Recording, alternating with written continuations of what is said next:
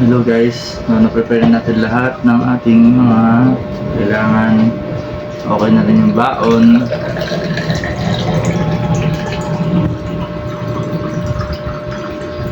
So, day 5 na ng aking calorie deficit journey.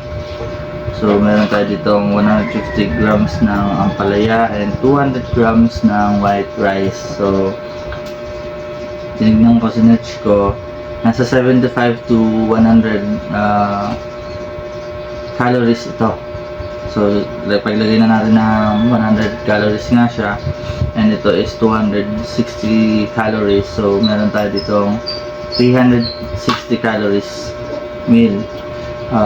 Day 5, first meal. So, kain tayo guys.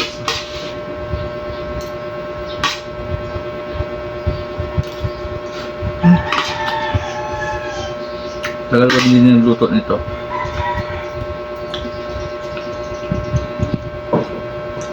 Grabe yung pait ng ampalaya na to. Pinigaan ko na to.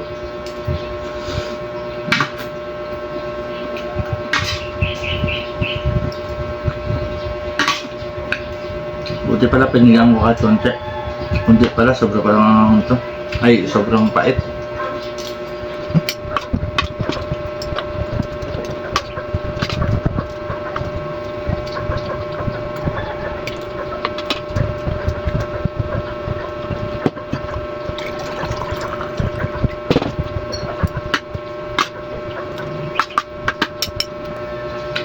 Kaya hindi ako nakabili ng ketchup. Nilalagay kasi ako ng ketchup pag kumakain ako nito.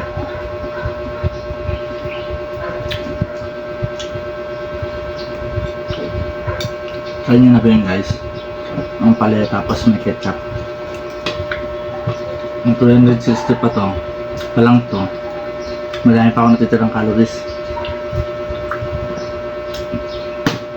Nasa 936 calories pa.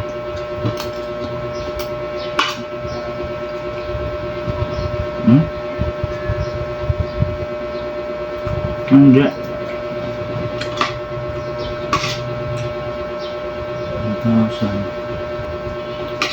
964 calories pa pala.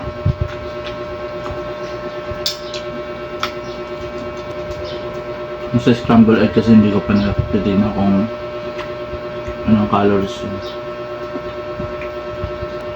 Pero hindi ko naman na ano yung calories ko kasi gaya kahapon, ay kagabi. Kahapon. So, may ano, hindi ko na-consume lahat ng calories. May sumobran 200 calories. So, ang na-consume ko lang kahapon is nasa 1,000 something lang.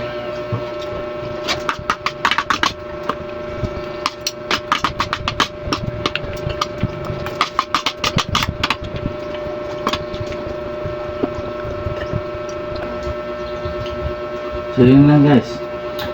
Thank you for watching and see you in my next video. Bye bye.